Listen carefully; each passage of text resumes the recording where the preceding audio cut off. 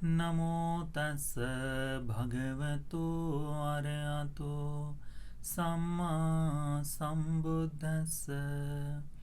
नमो तस् भगवतो अरहतो सम्मा सम्बुद्धस्स। नमो तस् भगवतो अरहतो सम्मा सम्बुद्धस्स। साधु साधु साधु।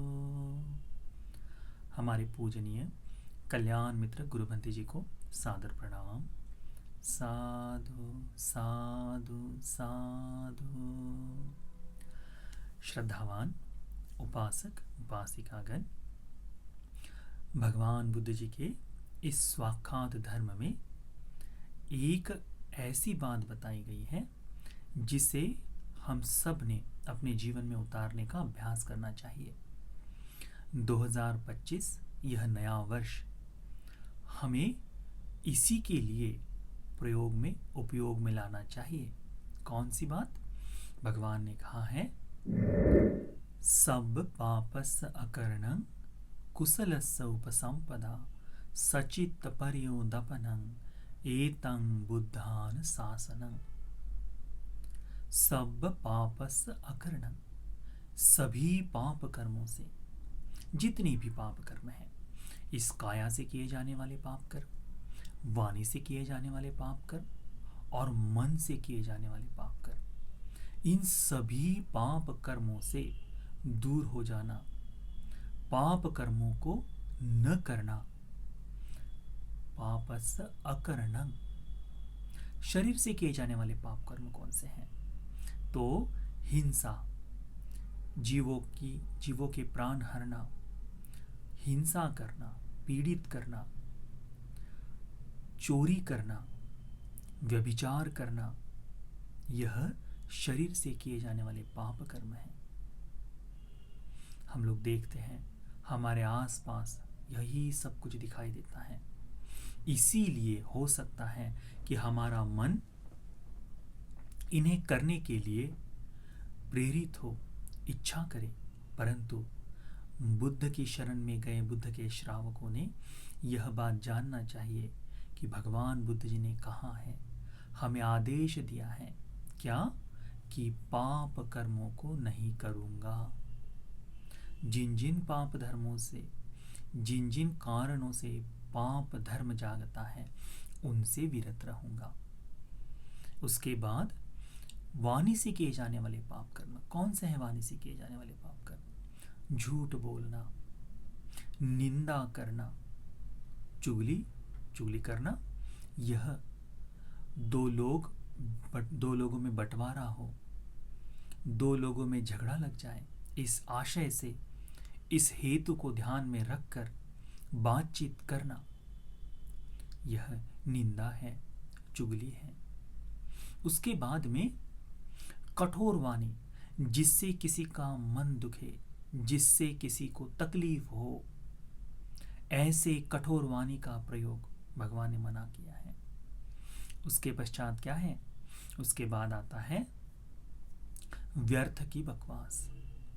जिस बातचीत से ना तुम्हें कोई लाभ है, ना ही किसी और को कोई लाभ है, परंतु केवल व्यर्थ में ही समय बिताने के लिए बातचीत को करते हुए, बगैर किसी सैर पाँव की, बगैर किसी काज की, बगैर किसी काम की, जिन बातों से केवल अकुशल जागे, ऐसी व्यर्थ की बकवास न करना।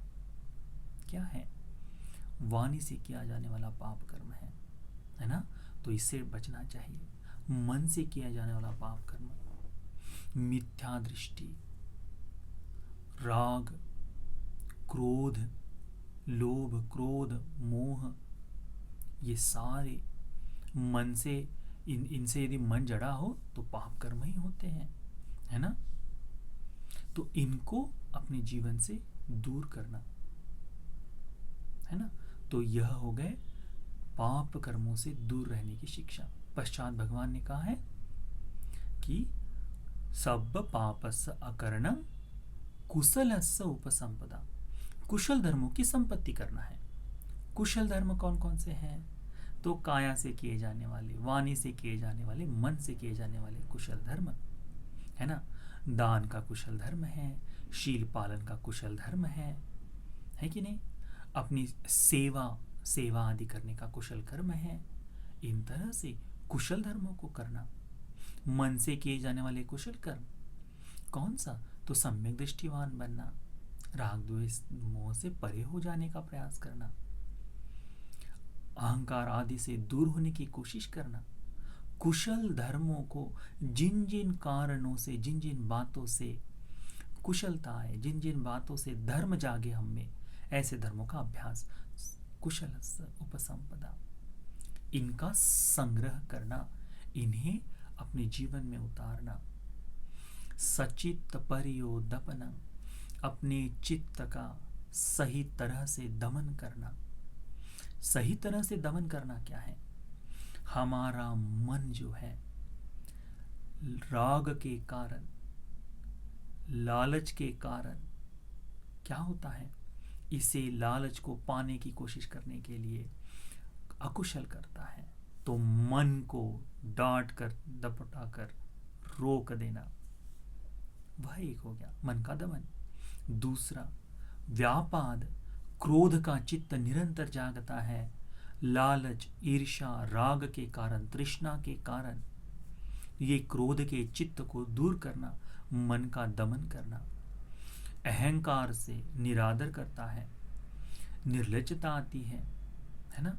अलग अलग तरीके से अहंकार हो जाए, ईर्ष्या हो जाए, जिन जिन चीजों से मन मलिन होता है, इनको अपने मन से दूर करना, मन में आने न देना, मन का दमन करना है।